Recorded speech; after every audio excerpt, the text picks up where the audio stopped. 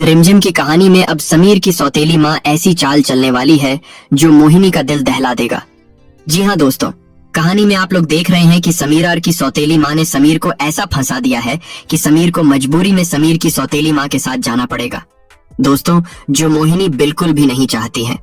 और मोहिनी तो साफ साफ रिमझिम से बोल देती है कि रिमझिम, अगर तुम्हारी वजह से मेरा लाडला मुझसे दूर हुआ तो मैं तुम्हें भी इस राजमहल में नहीं रहने दूंगी। क्योंकि दोस्तों, मोहिनी बहुत अच्छे तरीके से जानती है कि रिमझिम के कहने पर ही समीर अपनी सौतेली माँ के पास संगीत सीखने के लिए गया था, जिसके बाद कहानी में आप लोगों को काफी बड़ा ट्वीट देखने को मिलेगा। समीर की सौतेली माँ समीर को इतना ज्यादा मजबूर कर देगी कि समीर जो है वह अपनी माँ के साथ जाने के लिए तैयार हो जाता है। मोहिनी को छोड़कर तो क्या सच में समीर सौतेली माँ के साथ जाता है? ये जानने से पहले आप लोग इमेजिंग स्टोरी हिंदी को सब्सक्राइब कर लीजिएगा, क्योंकि इस चैनल पर आप सभी के फेवरेट सीरियल से रिलेटेड अपडेट हमेशा दिखाए जाते हैं। तो चलिए कहानी की तरफ पढ़ते हैं दोस्तों। समीर जो है वह सौतेली माँ को बुड़बक बनाते हैं। वह उनके साथ जाने के लिए तैयार तो हो जाता है, लेकिन जाने के दिन उनके साथ नहीं जाता है, क्योंकि दोस्तों समीर के पास एक बहाना हो जाता है कि साधु बाबा ही समीर की सौतेली माँ का पति है। और रिमझिम को तो यह बात पर पहले से ही शक हो चुका था, लेकिन उनके पास कोई सबूत नहीं था। इस वजह से रिमझिम चुप थी। लेकिन दोस्तों, तब तक समीर और रिमझिम जो है वह उनके खिलाफ सबूत ढूंढ लेते हैं कि नकली साधु बाबा को समीर की सौतेली माँ नहीं भेजा था। जिसके बाद दोस्तों खुद मोहिनी जो है वह सौतेली माँ को धक्के मार करके राजमहल से बाहर निकाल देगी।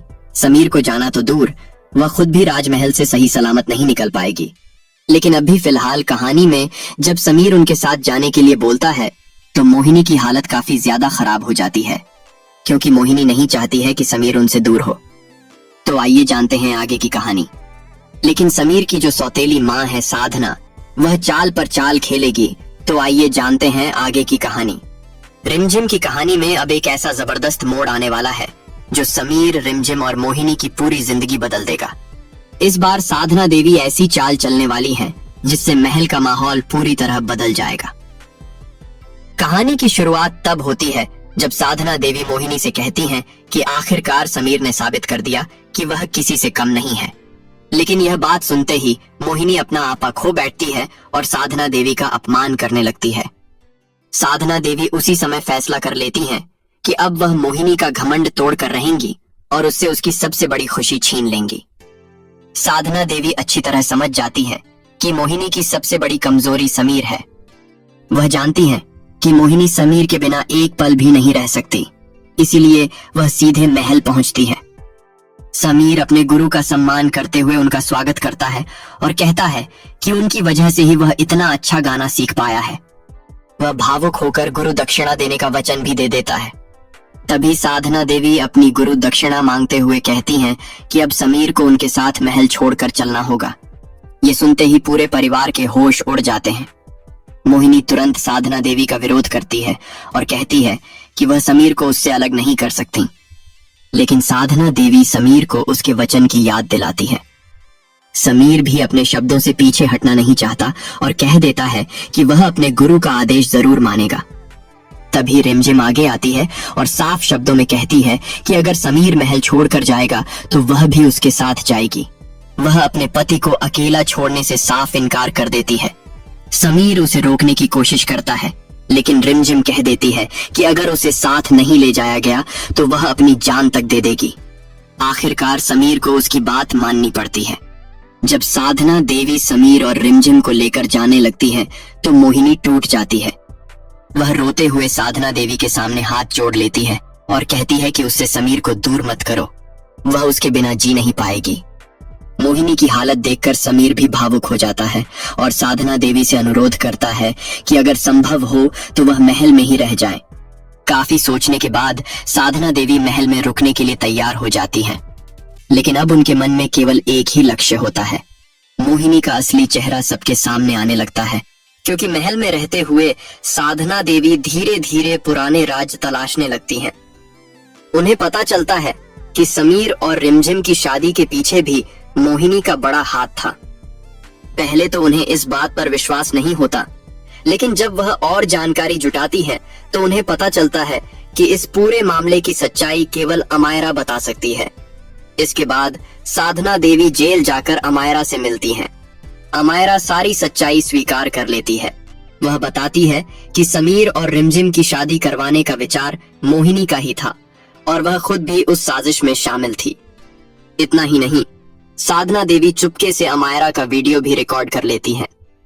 महल लौटते ही साधना देवी पूरे परिवार को इकट्ठा करती हैं और बड़ी स्क्रीन पर वह वीडियो चला देती हैं। वीडियो देखते ही सभी लोग हैरान रह जाते हैं। समीर को अपनी बुआ माँ पर यकीन ही नहीं होता। वह गुस्से में मोहिनी से पूछता है कि आखिर उन्होंने इतना बड़ा धोखा क्यों दिया।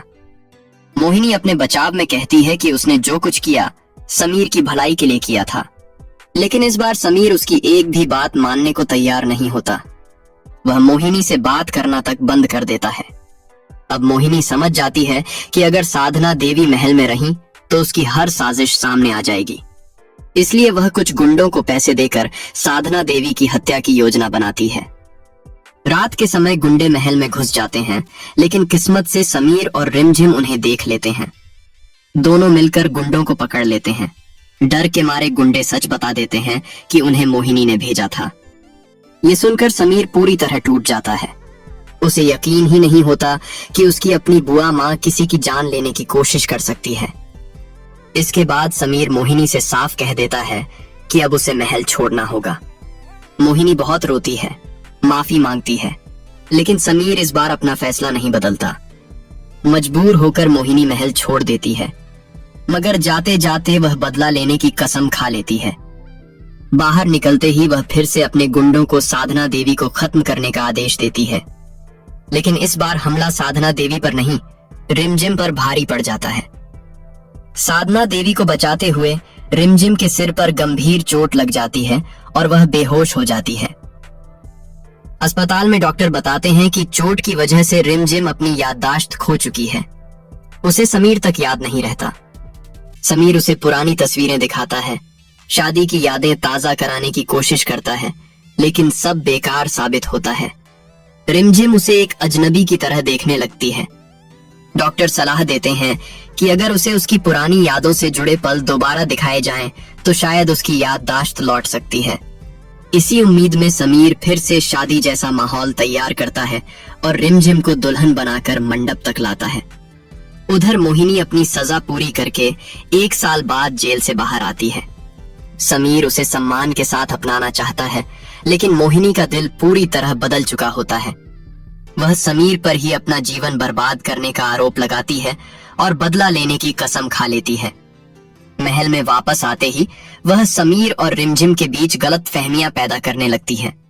धीरे धीरे दोनों के रिश्ते में तनाव बढ़ने लगता है, लेकिन मोहिनी की सबसे खतरनाक चाल तब सामने आती है जब वह समीर और रिमझिम की छोटी बच्ची को एक कमरे में बंद कर देती है ताकि उसका दम घुट जाए।